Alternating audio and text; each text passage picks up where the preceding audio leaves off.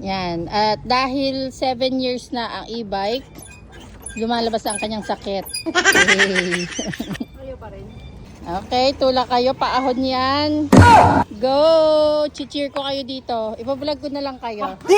Eh, kaya niya yan. Tulak! Tulak! Wow! Paahon kami, oh.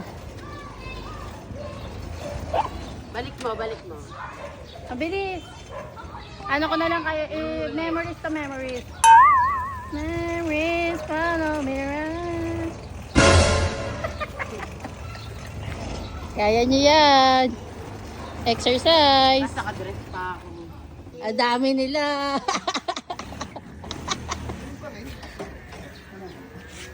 Konti na lang.